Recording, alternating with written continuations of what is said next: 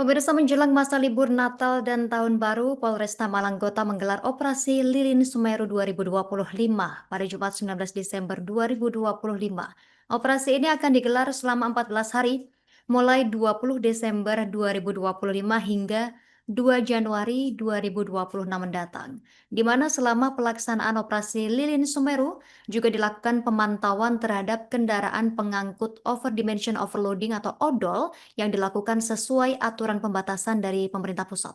Informasi lengkapnya terhubung bersama kita rekan Kuku Kurniawan, wartawan Surya Malang. Rekan Kukuh Kurniawan, silakan informasi lebih lengkapnya dari Anda, rekan.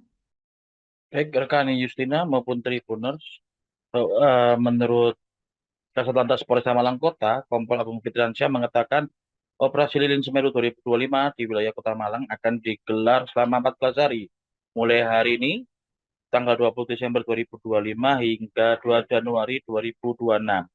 Dan menurut Kompol Agung Fitriansyah, menuturkan ada beberapa ruas jalan yang menjadi titik rawan kemacetan saat libur Nataru.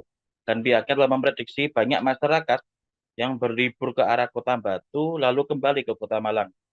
Dan untuk titik-titik rawan kemacetan saat libur Nataru di wilayah Kota Malang, yaitu di wilayah utara, yaitu mulai dari Jalan Raya Balai Arjosari hingga depan Gedung Malang Creative Center atau MCC, dan di wilayah barat, yaitu di sekitar kampus Universitas Brawijaya.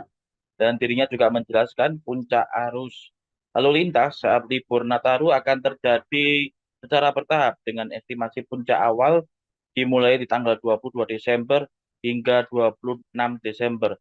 Dan untuk menjelang tahun baru, puncaknya diprediksi akan terjadi di tanggal 29 Desember dengan arus baliknya di tanggal 2 Januari 2026.